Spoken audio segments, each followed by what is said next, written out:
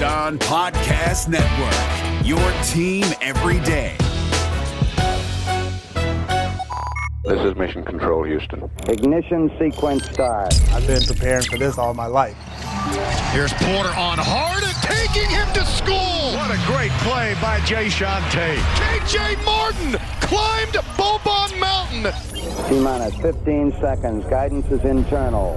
And you've seen tonight that we fought together, we stayed together, and it's about damn time, man. 6, 5, 4, 3, 2, 1.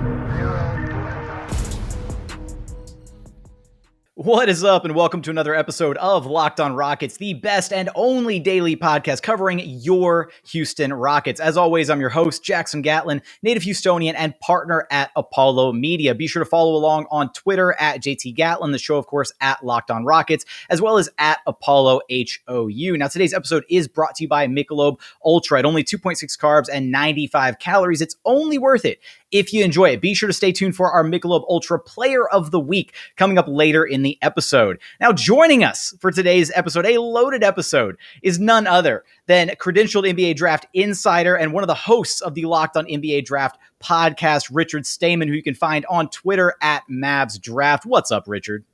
How's it going, Jackson? I'm excited to be back. I'm excited to have you back because the last time we had you on, we didn't know what was going to happen with the Rockets pick, and now we still don't know what's going to happen with the Rockets pick, but in a good way, right? Because before it was like, okay, is it going to fall to 18? Now it's like, well, we've got like our pick of the litter at pick number 2.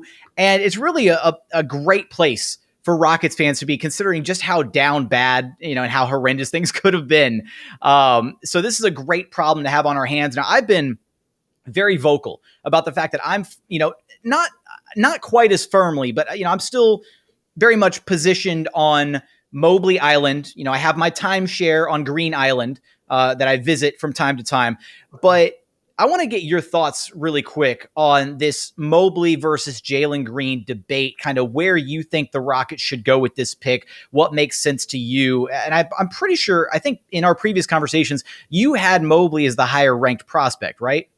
Yeah, I have Mobley as a safe number 2. He's pretty much on an island on his own in that ranking where nobody's really going to touch him. Maybe Jalen Suggs could have been the guy for me. I had him at number 2 for a while, but Mobley's just so unique. He does everything on both ends at such a high level that imagine him filling out his body and you get an absolute superstar at the post position, I guess. It's really kind of almost positionless. Jalen Green, on the other hand, I bumped him out of my top 5. That's my hot take. So this is actually a pretty easy answer for me. I go Evan Mobley, but however, there is an argument to be made, and I'm not low. I don't consider myself low on Green, where like there's people who are low on Kuminga and have him like below 15. That's low on someone. I'm not even close to that. I just have Jalen Green slotted at 6. It's not really the lowest you could be on someone. And if you're the Rockets and wanting to build from that ground up, that's the guy you might want to go for is Jalen Green. Like, I totally understand it. He has this superstar potential. So they're in an interesting position where you really can't go wrong for what they need. Do you think, and now first off, that is a spicy hot take to have Green mocked all the way down there when you've got other guys who are arguing that maybe he's a better prospect to take at number 1 over Cade Cunningham. I mean, and hey, that's a whole nother podcast for a whole nother day, because the Pistons might do something completely sinful. I don't know what to call it, and take Jalen Green number 1 overall instead of Cade. We'll see how that, situation pans out and how that works out for the Rockets. And obviously we're going to talk about that in another episode, but I want to keep the focus here on the Mobley versus Green debate. Now you've got Green kind of mocked a little bit lower there, and you brought up Jalen Suggs' name, and he's a guy that, I was very high on originally coming out, and then he dropped a little bit lower for me. At least right now, I mean, we know where you have Green mocked, but in the kind of common consensus among Rockets fans is Mobley, Green, which one do you want? Do you think it's unfair that Jalen Suggs has kind of fallen by the wayside in that debate? A little bit. I do think Jalen Suggs, the reason though that I can understand the fall for Houston fans, at least, where you don't consider him, is Jalen Suggs is probably that elite role player into a team that has their cornerstone, right? So if you look at, I don't know, Cleveland, right? Like they're in a weird situation. It's weird to use them as an example, but Darius Garland, Isaac Okoro kind of seem to be their cornerstones. Jalen Suggs complements them perfectly. Whereas Houston has no true cornerstone. They have a couple good players, like Kevin Porter Jr. is probably the closest they have to it. But Christian Wood isn't a cornerstone. And it's just like, does Jalen Suggs elevating Kevin Porter Jr. right now do that much to make you take him number 2? I don't think so. So, and I guess to kind of round this out before we dive into, we're going to talk about the NBA Draft Combine, pro days, and kind of what all that means, as well as getting into some specifics on some of the potential targets for the Rockets in the latter part of this draft. But before we get there, just one more area on this topic, because we're going to be talking about this for the next month straight. So I don't want to dedicate full episodes to it quite just yet. But with Mobley, I mean, I think there's this kind of worry, or maybe it's just because like Jalen Green's like the sexier pick with, this, instant offense, certified bucket, the mentality that he's got, all of these things. But I feel like people are maybe underrating Evan Mobley's offensive potential. Do you think that's a little bit on the money? Yeah. I mean, I've seen people say he doesn't have a post game, which is just simply not true. And to me, that kind of shows that people are underestimating him. You look at how he has a little bit of a bag to an extent for how raw he is as a ball handler. He already has some between the legs going into the jumper. He can size guys up in 2 dribbles. He really can't go more than 2 dribbles. That's his next step, is to do that. But he has shown flashes of being able to drive. And that's off of like real dribble moves. And something like that's really impressive for a big man.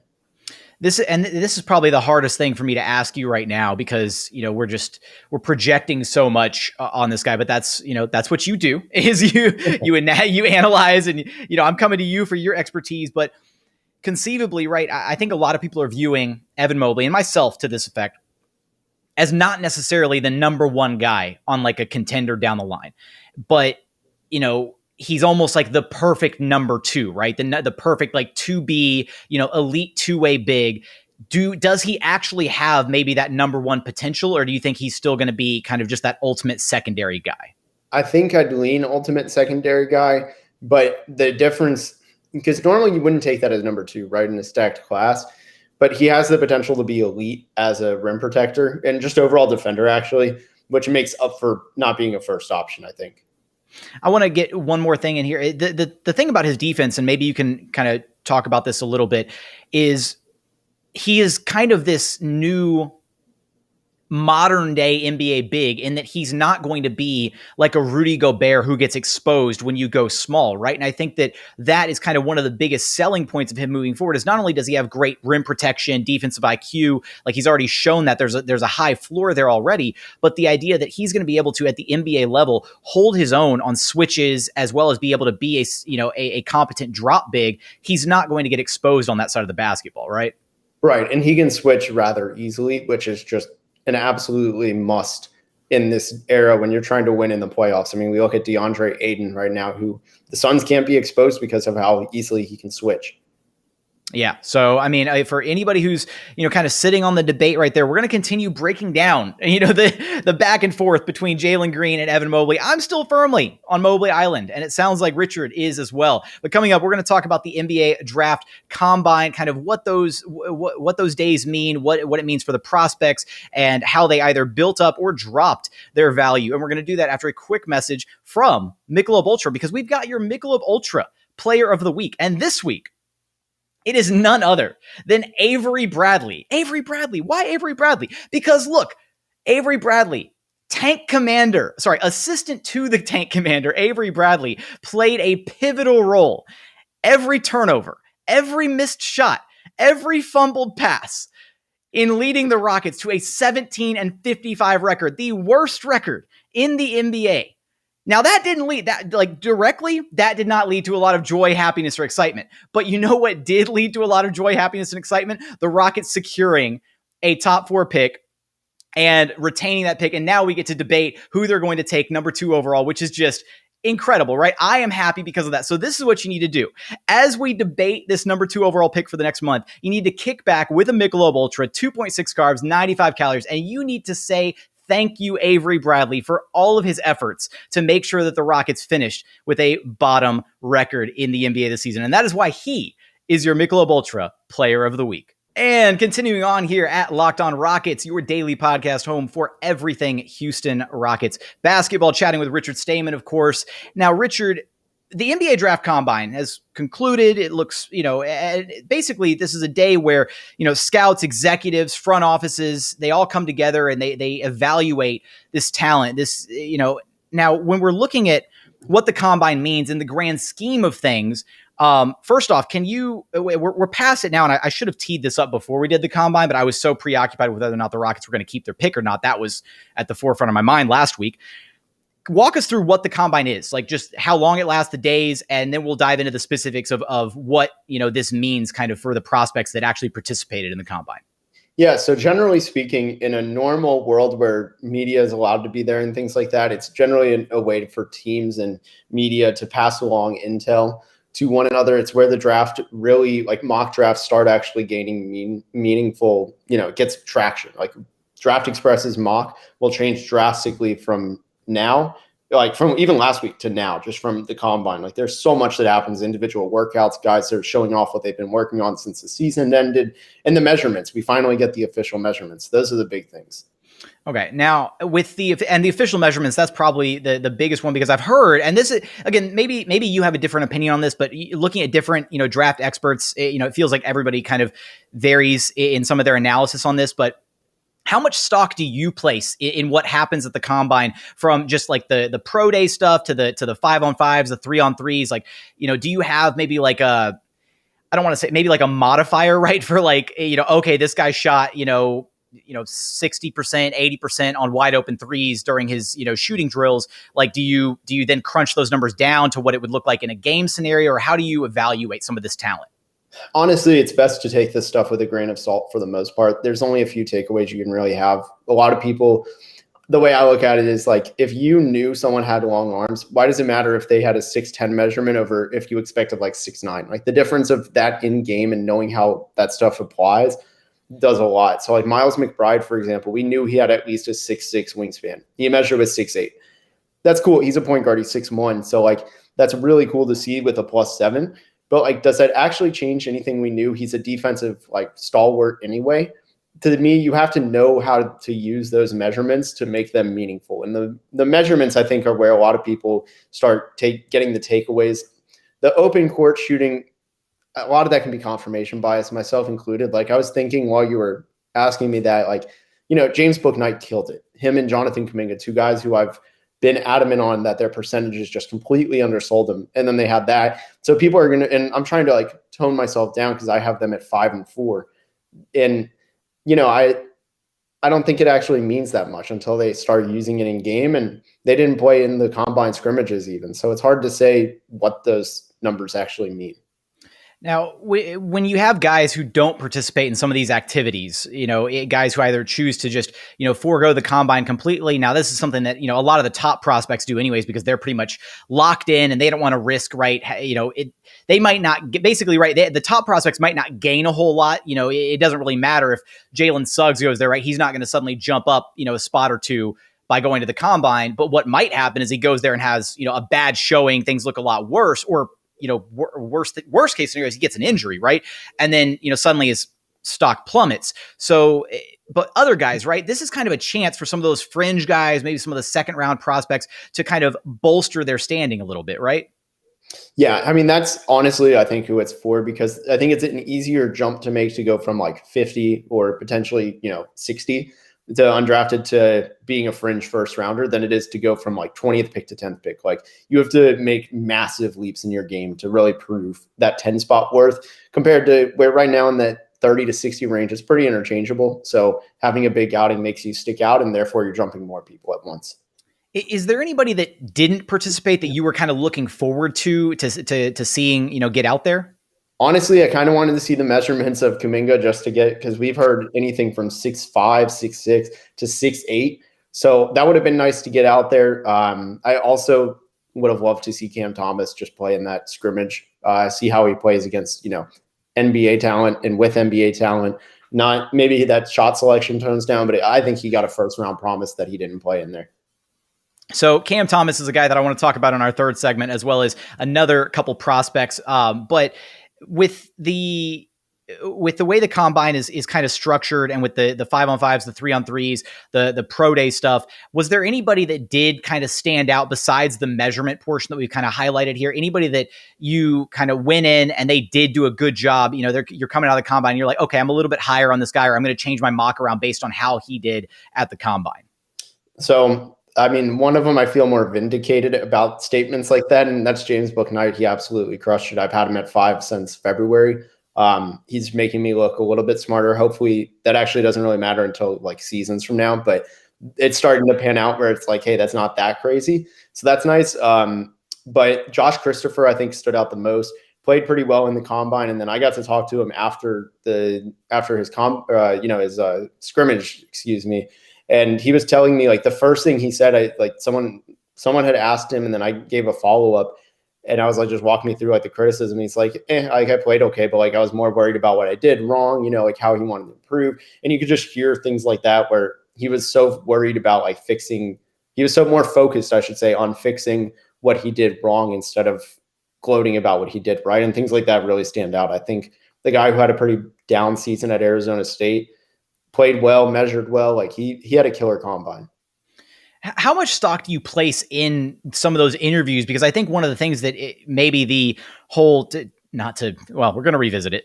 Damn. The whole Jalen Green, Evan Mobley debate might come down to, right, is I think there's going to be some like data that like the NBA front offices at the Houston Rockets and other teams are going to have access to that we just won't have, right? Like exclusive interviews, workouts, that kind of thing.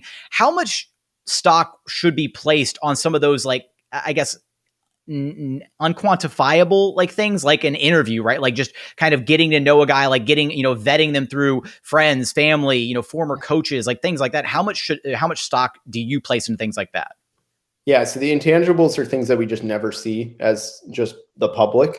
I do think that some of it has value. They can also miss. I think you can read into things very easily, but it's very subjective. Like if you value guys having to love basketball, then you might love Josh Christopher, kind of like the reasons I said. Like he told me like he grew up watching these guys. He said he named like obscure players that like no NBA player talks about, and things like that might stand out for teams to go, hey, like this guy, like it's just like he is all in on basketball. It's not just a job for him. It's like he enjoys the game. Some teams might care about that, and some, I mean, personally for myself, I'm like talent outweighs that kind of stuff if you're that good.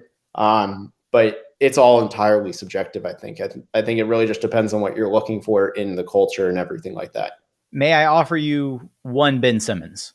Yeah, and the whole time, that's who I was talking about when I said he doesn't love basketball. Like, Ben Simmons is still an all defense. Like, he's a defensive player of the year candidate. Like, I guess he technically hasn't won one.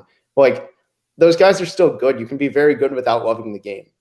Okay, fair enough. All right. Well, coming up, I do want to break down and talk about a couple different prospects. I want to talk about Cam Thomas for sure. I want to also talk about JT Thor, and maybe we'll slip in a third or a fourth guy in there if we have time. But first, I've got a quick message from our friends over at betonline.ag, because look, BetOnline is the fastest and easiest way to bet on all of your sports action. We got baseball season in full swing. We've got NBA playoffs going strong. Finals are almost here. They've also got NHL, UFC, you name it, they've got it over at BetOnline. So before the next pitch, before the next swing, before the next game, head over to BetOnline. Be sure to use promo code LOCKEDON for a 50% welcome bonus on your very first deposit. Again, that's promo code LOCKEDON, LOCKEDON, for a 50% welcome bonus on your very first deposit. BetOnline, your online sportsbook experts. And one more message from our friends over at rockauto.com, because look, with so many different brands, specifications, I mean, it's basically impossible for your traditional chain storefront to stock all the parts that you would need for your car or truck. So why would you want to, waste time? You drive out there, you're like, oh, I need a rear tail light, right? For my specific car. You drive out there, you get there, we don't carry this part in stock. Sorry, you got to order it online and from our warehouse. Just order it from Rock Auto. Their inventory is super easy to navigate. Their website really user-friendly. Best part is you're going to save money. Why would you want to spend up to 30, 50, or even 100% more for the exact same parts? They've got everything from engine control modules, brake parts, tail lamps, even motor oil, brand new carpet. What else am I missing?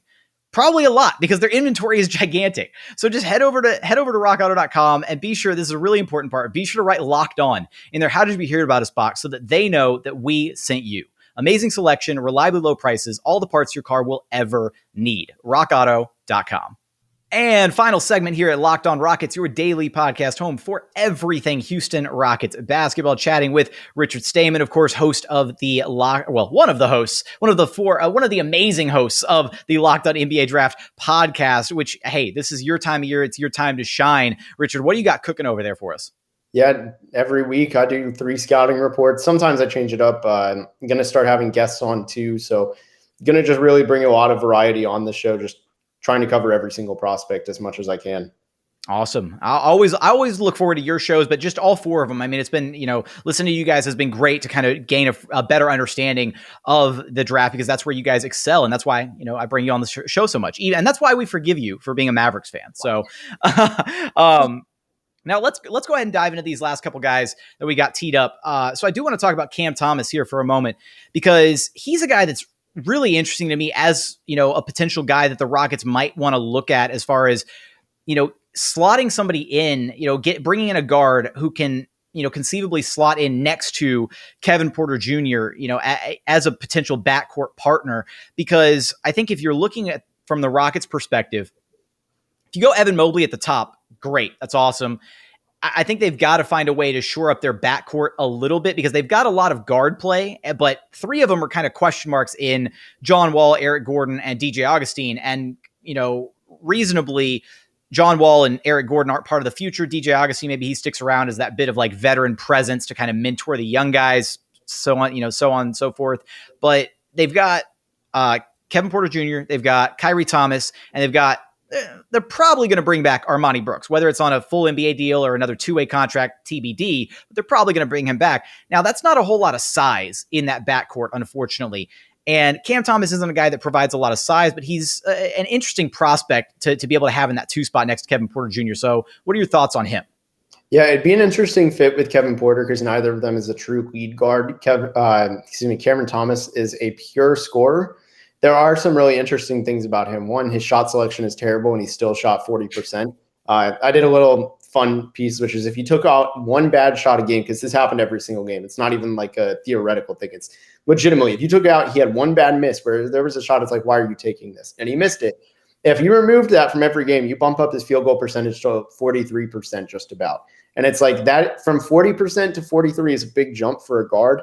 If you can tone his shot selection down, you actually get a really good player. I think there's a case to be made that he's the most skilled shot creator in terms of just like the separation he creates. He can shoot from so deep. It all is there. The only issue is he's just not going to bring much else. So he might be Jordan Clarkson, but you also have to look at the fact that he doesn't turn the ball over for how much he has the ball in his hands. And that's that says a lot. So from the film that I've watched, that is something that I'm just like, dude, like the shot selection is a little wild. And even, original Locked on Rockets podcast host, the podfather himself, Ben Dubose, very high on Cam Thomas. And, he brought up the fact that, the shot selection, not quite there, but the shot making is there, the degree of difficulty on some of his shots. And as far as how that translates, at an NBA level, I do find it interesting. A segue from here, viewing Kevin Porter Jr. not necessarily as like a lead guard, because I think I agree he doesn't quite fit that archetype, but for the Rockets moving forward, they absolutely want the ball in his hands as much as possible. So he's not necessarily like your traditional lead guard, but he's, at least your offensive quarterback, I would suppose. I mean, is that like a fair assessment? Or because I don't know. I don't know exactly. Like, do you want a lead guard next to Kevin Porter Jr. is kind of where I'm coming with this. Right. Do you want to take the ball out of his hands? And I get that. The thing I would just say is like, do you want him to be the primary offensive focus? And can him being your absolute first option, being the guy who gets only 3 to 6 assists per game, can you function with that? And will that with the high scoring? Because he's going to be a 20 points per game guy. Is the trade-off worth it? And does another on ball, like ball handler make him better, make him worse? And that's what we honestly don't know. That's a really difficult task the Rockets have at hand. Yeah, I mean, we have such a small sample size with Kevin Porter Jr., and I definitely think this next season will be a lot more telling. But unfortunately for the Rockets and from their perspective, they still don't know what's going on with John Wall. And if he's in a Rockets jersey, I'm hard pressed to imagine that he's not going to be sharing the backcourt with Kevin Porter Jr. at the start of the season if he's still a Houston Rocket. And again, that kind of inhibits the Rockets' ability to develop and figure out, okay, can Kevin Porter Jr. be this guy for us? Can we put the ball in his hands for 34 to 38 minutes a night and let him really steer the offense completely by himself? Because to me, I would love to slot a guy next to Kevin Porter Jr. who's just your prototypical like wing, like 3-and-D type player. And that's also why, and maybe we should have dedicated some time to this, but you might have to talk me out of Quentin Grimes, because to me, I would love to see hometown hero, Cougars legend Quentin Grimes in a Rockets jersey alongside another Cougar legend in Armani Brooks. But he had a really impressive combine, didn't he? Yeah, he measured pretty well. I think he had a +3 wingspan, something like that. He definitely measured well and made, he was showed out in the drills. Like, he made a name for himself and probably solidified himself as a second rounder. I'm not going to lie, I still have a sour taste in my mouth from how bad he was at Kansas after his first game. Like, he peaked literally his first game against Michigan State. So a little bit hard to get that taste out of my mouth. But if his jump shot translates, he's going to be a rotation player. All right. Well, I want to spend a little bit of time on this last guy because I think he's a really interesting prospect. And at this point, I really want to steal him from the OKC Thunder. JT Thor, who has, kind of started kind of making the rounds, really making a name for himself, really starting to generate some buzz around his name. And he wasn't a guy that I was really paying a whole lot of attention to, didn't see him on, kind of missed out on him on some mocks and stuff. So talk about JT Thor for a minute. Give us, some hype behind him, because I've got my preliminary ideas about what his fit could be for the Rockets, but I want to hear it from you. Yeah, so what I thought was going to happen was I thought he would return for a sophomore year and just break out. I thought that's what the inevitable second step was in his collegiate career. But with Jabari Smith entering there, that probably was in his way. So he'd rather have the breakout in the NBA. He's a long forward who can create his own shot. He can defend really well, multiple positions, moves incredibly well on the perimeter, arguably the best lateral mover in the class overall, and that includes guards like Jared Butler and Davion Mitchell. So that's really impressive. He can shoot the ball. I fully buy the jump shot. I think it's just a matter of when it becomes consistent, not if. There's really nothing wrong with his shot. So he's a pretty modern four. Like, he's a borderline unicorn. I think that was kind of the thing that stood out to me when I was looking at some of the tape from the combine, is just how smooth his shot overall looked. And I know that's something that you and I have discussed when we were breaking down the top prospects, when we've kind of gone through some of the other, ladder picks that we've discussed, is the questions about does the shot or will the shot translate at the NBA level? And we've gone into, like, are there any mechanical issues with the form, right? But to me, JT Thor's form looks incredible. Yeah, it's a quick release. It doesn't have anything mechanically wrong at all. And he gets up quick. Like, it's quick footwork and quick release. It's just all around. It's a quick shot. And as a four at 6'10", like, that's not easy to stop. Where do you have him mocked right now? Honestly, it changes every day, and it's getting higher and higher every day because he just scheduled workout with the end of the lottery teams, which kind of speaks volumes. I could see him going as high as like 12 or 11. Like, I think, honestly, I have a hunch it'll be Indiana at 13. I think they're going to swing for the fences. I've seen people say Orlando at 8, given Weltman's history of taking like Thon Maker. So, who knows? I personally, as a Magic fan, would not be opposed to JT Thor at 8. I think that's a perfect swing for the fences, but I think he's going to go end up lottery.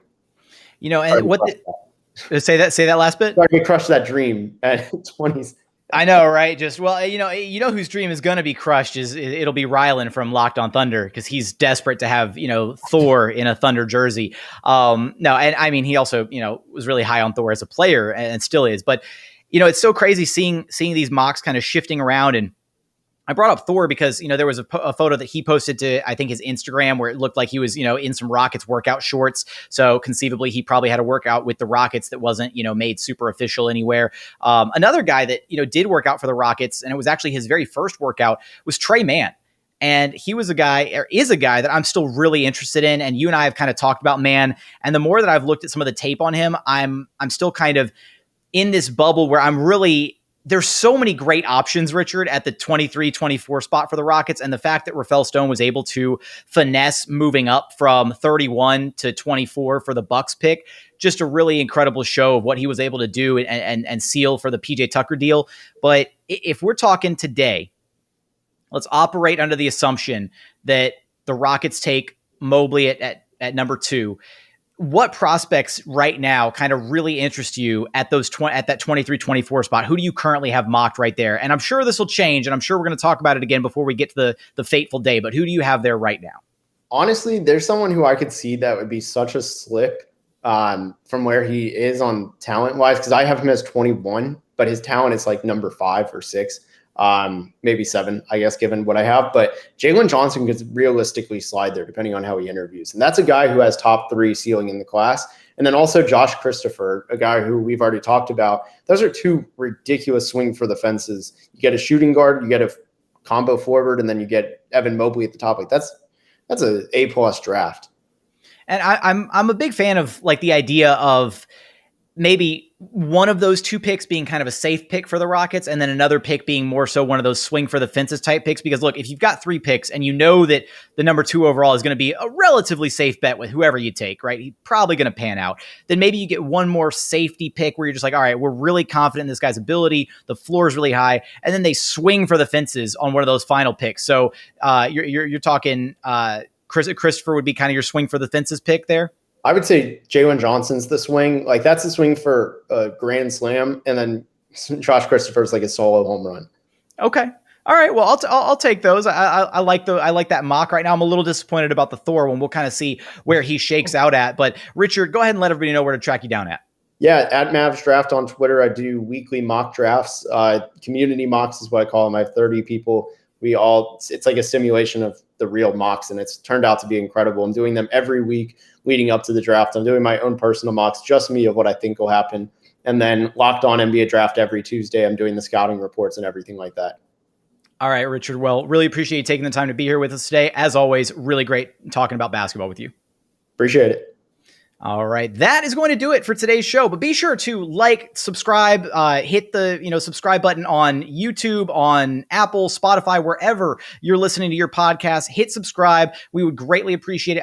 I think we're sitting at about like 650 subscribers on YouTube. So if you haven't subscribed yet, definitely go check that out. Our goal is 1,000 subscribers by July 15th. And the overwhelming support that we've already gotten, we are more than halfway there. And we've got, tons more time before July 15th that I'd love to knock that one out of the park. But for today's episode of Locked on Rockets, that is going to do it. As always, thank you so much for listening. And we look forward to having you back right here at Locked on Rockets, your daily podcast home for everything Houston Rockets basketball.